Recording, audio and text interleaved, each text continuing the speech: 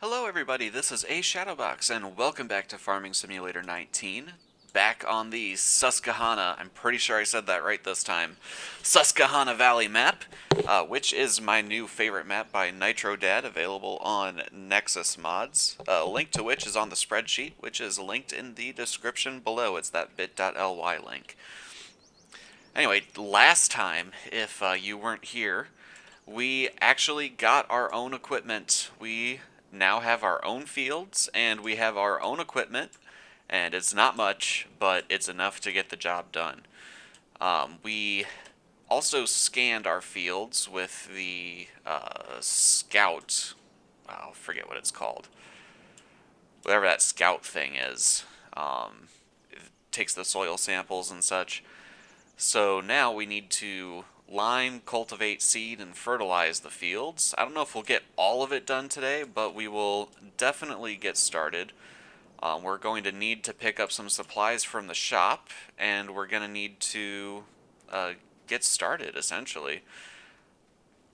Now, I am debating what I want to have people do, because we still have more people than we have tractors. And I kind of want to get away from doing contracts now that we have our own equipment. Though the contracts on this map are not bad. I mean, we could maybe start doing contracts with just our own equipment. That wouldn't be a bad idea. But the problem is the fields are really big on this map and our equipment is really tiny. So, I don't know how I feel about that. I'll think about it.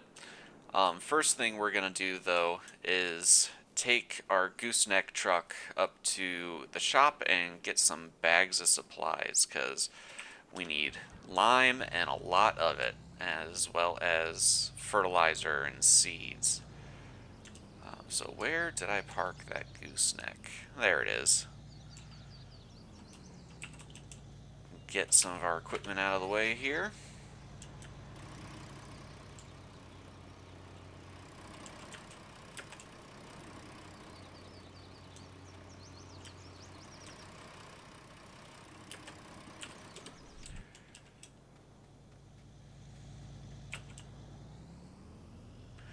Now, I don't really think there's anything we can have any of our employees do, or I should say co-owners. At least not yet. We gotta get, the first things first is we gotta get the field limed. And then we do have a direct drill seeder, so we could have one person start seeding while another person, probably us, starts cultivating the field we want to use for sugar beets. I'm thinking we do 2 fields of sugar beets and 2 fields of some type of cereal. I'm not really thinking corn at this point. We will do corn eventually. It's just you can't use the corn header for anything besides corn and sunflower. So I'm kind of thinking we just do 2 fields of sugar beet. And the only reason I want to do sugar beet is because I want to mill it into sugar and increase our profits that way. It's like mill the sugar beet into sugar and then just sell the grain outright or convert it to flour. Though if we did corn, we could convert it to corn syrup. And I'm recording these videos well in advance, so it's not like I can just ask you guys your opinion. That's a decision I'm going to have to make this episode. Which is fine. I can handle making decisions. Promise. I do have a fire story I want to tell you guys today. I think I'm going to save that story for when we're on the field working, though. You guys can tell me what you think about that. Do you want stories when we're doing field work, or do you want stories when we're driving around like this and time lapses for field work, or the other way around? I don't know. We'll try a little bit of everything, and you guys tell me what you like. Just little taste of how far back this was recorded. Farm Sim 22 was just announced this morning, which it's interesting that they're breaking from the odd number tradition. You know, it was 2013, then 15, 17. Well, actually, that goes all the way back to 2009, doesn't it? Farming Sim 2009, 2011, 2013, 15, 17, and now 19. And now 22. I wonder if it was delayed due to COVID or if they just decided to change um, the structure. One of my friends tells me that it was delayed due to COVID, but I thought I remembered reading something even before COVID that Farming Sim 19 was going to have a longer lifespan than the previous games. And that's certainly true. It, 3 years as opposed to two, which I am not upset about at all. I love that we got an extra year with Farming Sim 19. The mods, I mean, just look at how far the mods have come in that extra time with all the global company stuff. I mean, this map for starters. In a previous episode, I had asked what you guys would like to see as far as a goal for the farm, and we can still do that. However, I think we're just going to stay on this map until Farming Sim 22 comes out. There's plenty to do on this map, plenty to keep us entertained, and frankly, with how large the map is, it might take us until Farming Sim 22 is released to make any kind of significant progress. So let's buy. We're going to need... We'll go ahead and we'll buy like 2 things of seeds, 2 things of fertilizer, and that does not leave us with much money for lime. So maybe we are gonna need to do some contracts. Let's see what we can get here. Oof, we can't even get four pallets of the Lime Advantage pack, which is not great.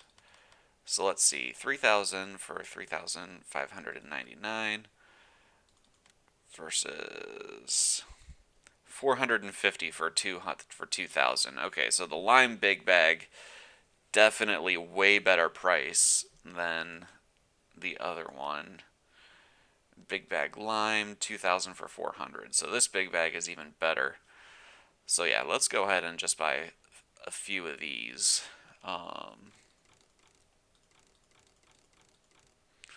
Let's start with 10 and see how that goes. Alright guys, the shop is going to load this onto the trailer for us, so I will see you once they get that taken care of. Alright everybody, welcome back. You can see we are back at the farm, and our bank account is hurting. So I decided to go ahead and send Mark and Sam out on some contracts. So you can see they're working on fields 92 and 112 there. And the reason our bank account is hurting is because I had the store deliver these implements here, which will make handling these bags and pallets a lot easier. So we're going to go ahead and get started with our field work today. Let's start with some lime. Let's sit in our lime spreader and pull it out a little bit. Let's see how those beacons look nice. I like them. And let's go see if Sarah would like to come work today. Lucky for us, she's no quitter.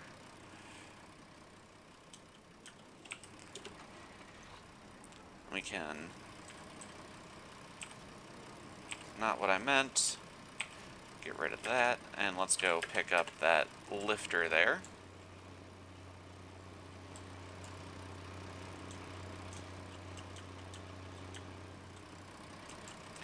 I think we can use this for big bags. I really hope we can, because I spent all of our money on it. Oops.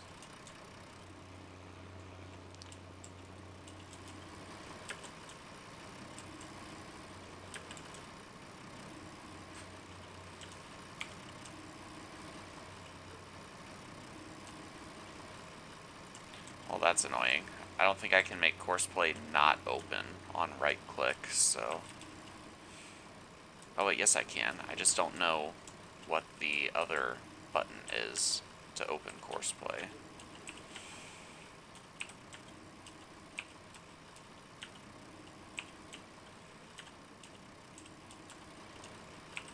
Alright, let's get these bags loaded up. Alright, I disabled the right-click feature on course play, and hopefully we can lift this bag high enough to get into our spreader here. It'd kind of defeat the point if we can't now, wouldn't it?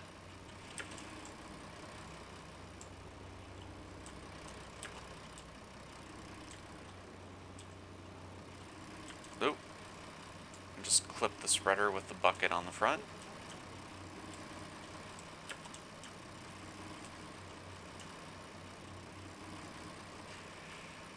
Oh, come on. But we can extend the arm a little bit. Oh, that's good.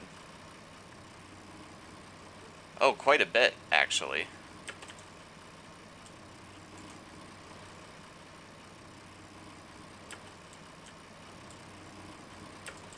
And I saw the spout appear. There it is. There we go. Just have to get it exactly right.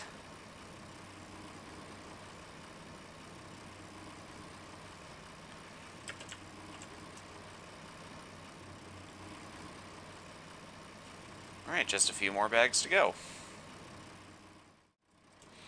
Alright guys, well there is the lime loaded into the spreader, and that was extremely painful, so I think I'm just going to cut that out. Also, what I think I'm going to do is do a little bit of switching here. I think we will use this tractor to do the fertilizer spreading, because I believe it's strong enough to. And then we will use the other tractor to follow behind and do the cultivating and stuff like that. So let's have Sarah take this tractor and just sort of stand by back here. I'll check on our other members of our farm. Mark's doing well with his plowing assignment, and Sam's doing well with her seeding assignment. Good, good.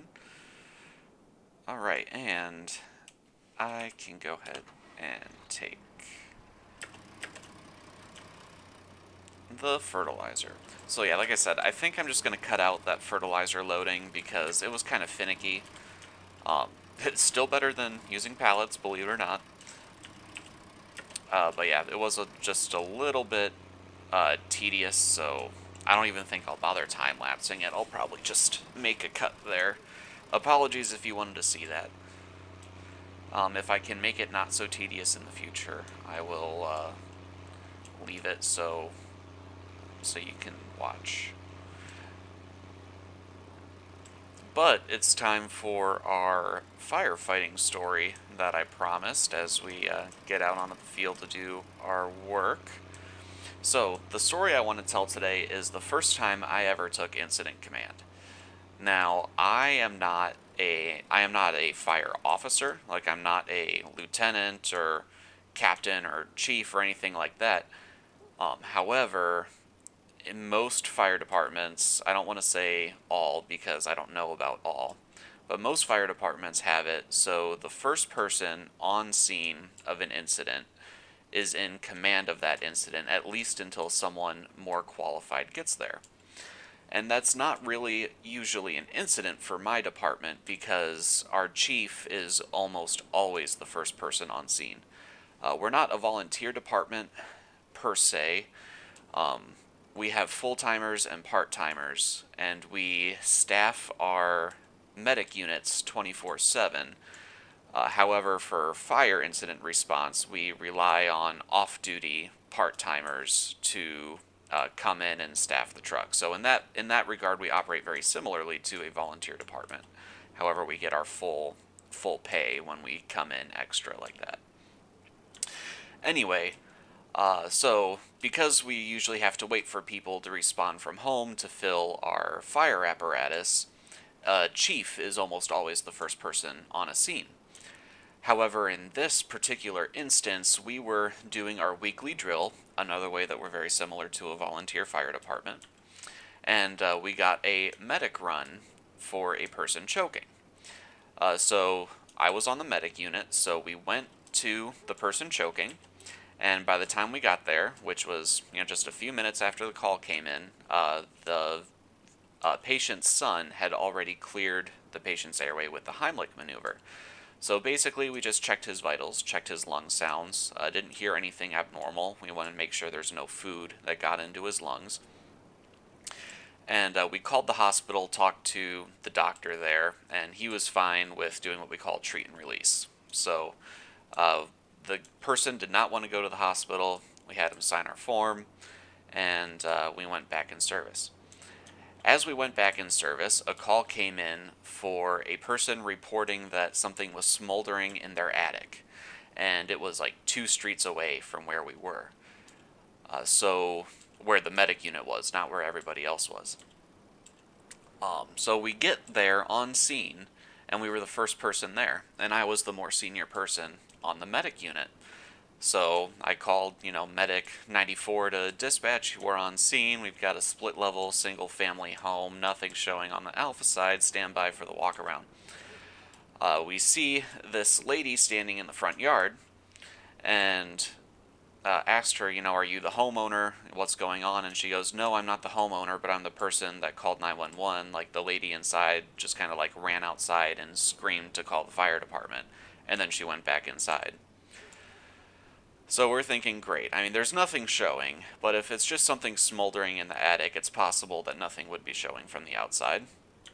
So I do my full 360 check, and which, if you're not familiar with what that means, it just basically means a firefighter, or the person that's currently in command of the incident, completely walks around the structure to find anything that might not be immediately visible from the street side. Sometimes you have fire coming out the back, and all you see is light smoke conditions from the front. So did the full 360, and nothing was showing. I couldn't smell anything, but when I was in the backyard, I noticed the homeowner standing at her kitchen sink doing dishes, and I was like, that's weird. So this total time on scene so far has just been a couple of minutes. And by this time, our chiefs and the fire units got there because they were at the drill location. So chief asked me, what have we got? I had just done my radio report reporting that nothing was showing. And I told him. And he asked me if I'd been inside to make contact with the homeowner yet. And I was like, no, not yet. I was just about to. So he told me to stay out with the medic unit. And he went inside. I gave the engine company their assignment as they pulled up, which was basically I just told them where the hydrant was and to just stand by the hydrant. No need to pull any lines or anything at this time. And then the truck company pulled up, and I asked them to take their thermal imaging camera inside and do a face-to-face with the chief, who was inside talking to the homeowner. So the truck company took an attic ladder and their thermal imager inside, talked to the chief. The chief came back out and told me that the homeowner had the impression that something has been smoldering in her attic for the last 30 days. Now, I don't know why she thought that something was smoldering in her attic for 30 days. We did check, and there wasn't anything in her attic. No smoke, no fire, nothing smoldering. We checked with our thermal imaging camera, no hot spots or anything. And then a police officer on scene said he was familiar with this lady, and she calls 911 fairly frequently with... I'm trying to say this respectfully because I don't hold any ill feelings toward this caller at all. she has some issues with paranoia. Um, and we, you know, if you think something is smoldering in your house, you should call the fire department. That's what we're here for. We can come out and, at worst, we can check and make you feel better that everything's fine, which is what we ended up doing in this case. So it was a good outcome. Nobody lost any property, or, nobody got injured. Um, I just thought it was kind of an unusual situation to pull up on scene of a possible structure fire and the homeowner is inside doing dishes. Um, so yeah, that's the story I have for you guys this time. That was my first incident command was for a whole lot of nothing. But still a good outcome, still a positive community interaction, and ultimately nobody ended up getting hurt or losing any property. So all in all, not a bad time. Just maybe a little bit unusual.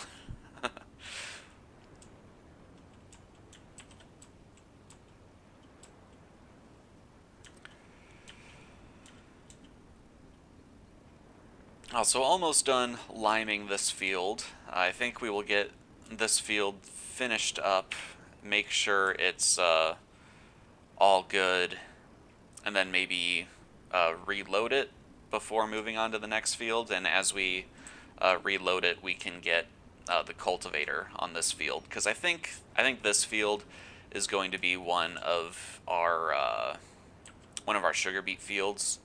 I think the 53 and 54 will be sugar beet fields, and 58 and 57 can be grain fields.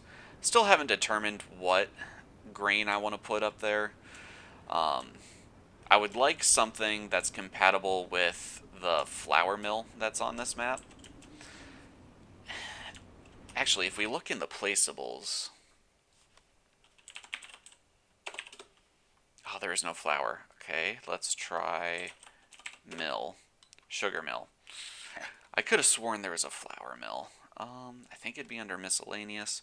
Standby caller. There is a flour mill. Okay.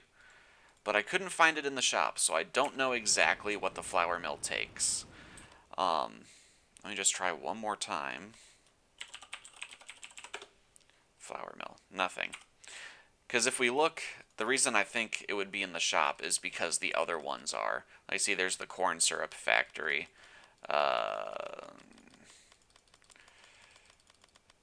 There's the compost factory, the ethanol plant, the seed factory,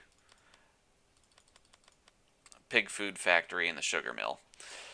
So, yeah, I don't really know what the flour mill will take. I would say wheat is a safe bet, so maybe just for this first harvest we'll be boring and use a default crop and put some wheat on our fields. The benefit of doing it that way, though, is we currently don't have anywhere on the property we have access to. We don't have anywhere to store our crop. So by refining it, taking it up to the refineries, we can kind of exploit the system and keep our product in there for as long as we need. Which would be useful. Alternatively, we could talk to the landlord again and see if he would let us just put like a small silo in the back. I don't really foresee that going over well, though.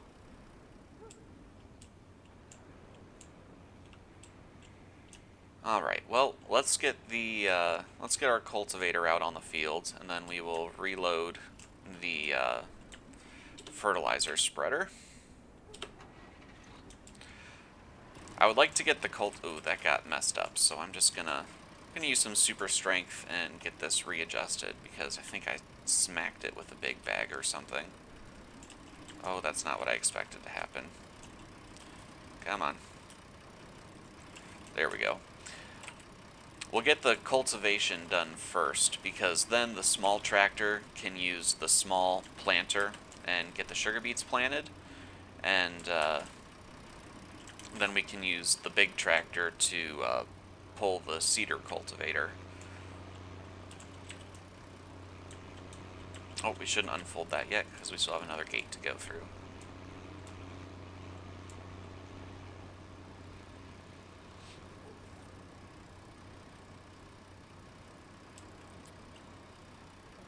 And we don't have a subsoiler right now, so hopefully these fields don't really need plowed. I guess I should check what fruit was on here. Previous was oilseed, and before previous was cereal. Okay, so we should do okay by putting a root crop on here. Oops, wrong key. I did figure out which, it's the delete key to open the course play menu instead of right control. Now let's go ahead and unfold our implement at this time.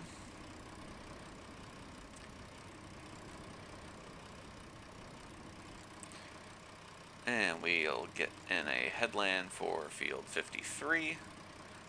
We'll do 3 passes, generate the field course, and go ahead and drive the course, please.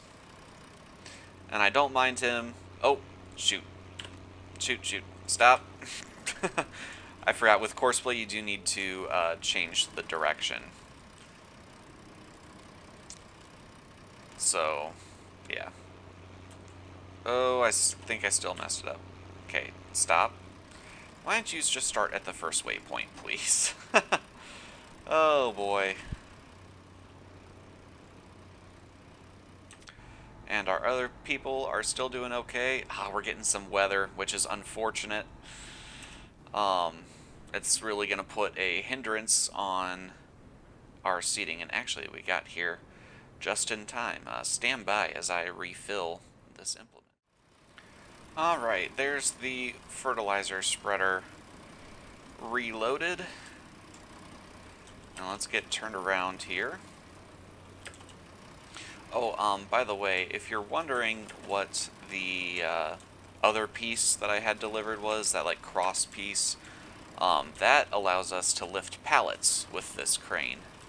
And I might demonstrate that a little bit later.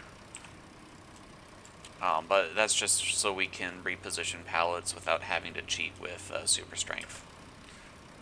Or dealing with the terrible pallet forks that are in this game. But man, this weather is really putting a damper on things, isn't it? That's too bad. At least we can still do our cultivating and our liming, but we cannot really sow in the rain. I don't think we can sow in the rain. We definitely can't harvest in the rain. I don't know if you can hear that, but someone's apparently doing donuts in the parking lot outside.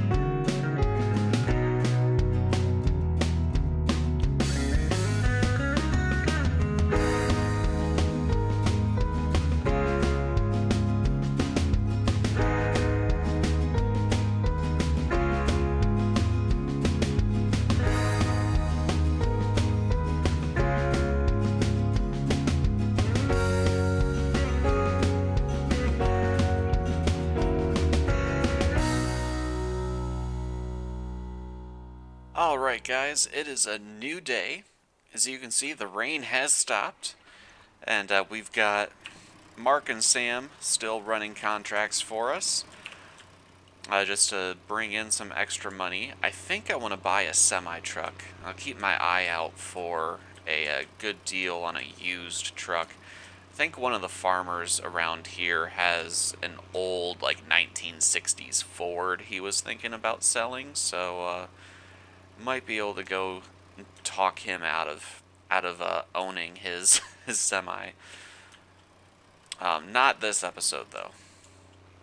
This episode, I am bound and determined to get our fields finished because it is day 7, late spring, and we really need to get a move on. So let's calculate our current field's edge path. Course generation for field 54. We're going to need a headland. We'll say 3 clockwise passes. Generate the field course. Let me just double check really quick that this previous had nightshade on it. Oh, and it needs plowing. What needs... Do all of these need plowing?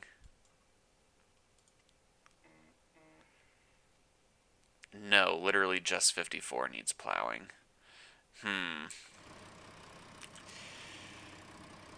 Don't know. I think, this doesn't allow plowing. Let me check something really quick. If we go to disc harrows, this is what we have now. And we could get a case true tandem 345, which does allow, it sets the state of the field to plowed. If we do something like that, that takes a lot of the cost out of it, but not enough. It would be nice to get this. We also don't have a tractor that can pull it yet. I don't want to spend the money on a subsoiler right now, so I think we're just going to go ahead and work this field unplowed for the time being. So go ahead and drive the course. Hopefully you'll do a little bit better. Oh yeah, we were getting 6 miles an hour before. Now we're getting 10.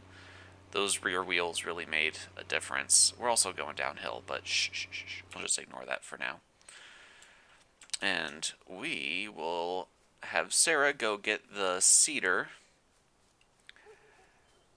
Or sorry, the planter.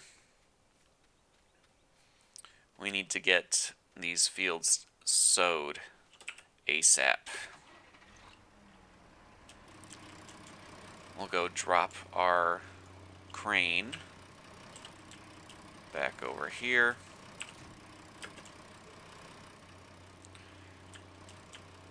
Let's wiggle between our pallets and our spreader. Come back and grab the planter. There we go. Oh, this has fertilizer in it. Oh, that's excellent. I completely forgot about that.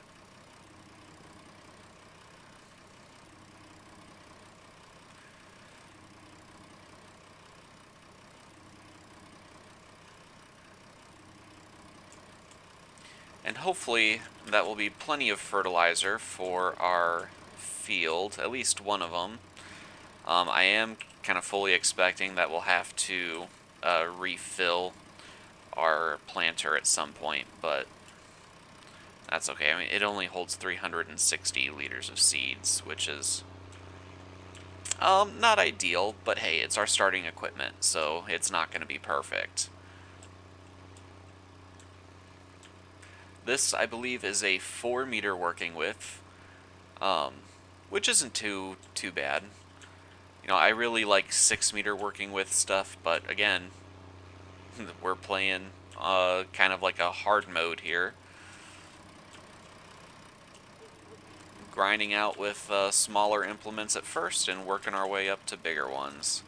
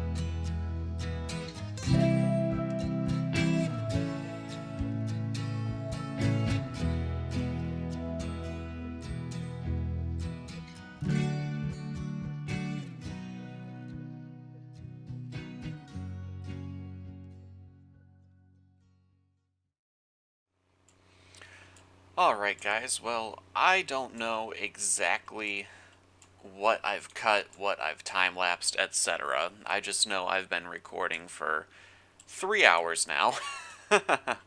So we're probably going to go ahead and wrap up this episode a little bit early. I need to make dinner for my family and, all that fun stuff that comes with being an adult. So we're going to go ahead and I'm just going to sow wheat on these fields because I'm confident wheat will go through the flour mill. And I'm not exactly sure how the flour mill works, so I'm probably going to just look on. I have a separate testing map that I use with with this map. Um, that I will test and figure out what's best to go through the mill, and yeah, we'll use that data for future endeavors. But this time, I think it's just gonna be wheat, or maybe we do wheat and barley. I don't know. We'll figure it out. Um, We do have our contractors are done for the day. We're not going to do any more contracting missions. What we are going to do is I'm going to let Courseplay do its magical stuff with our fields while I go AFK to make dinner. I hope we can get stuff in before the rain starts. I just noticed that that's coming.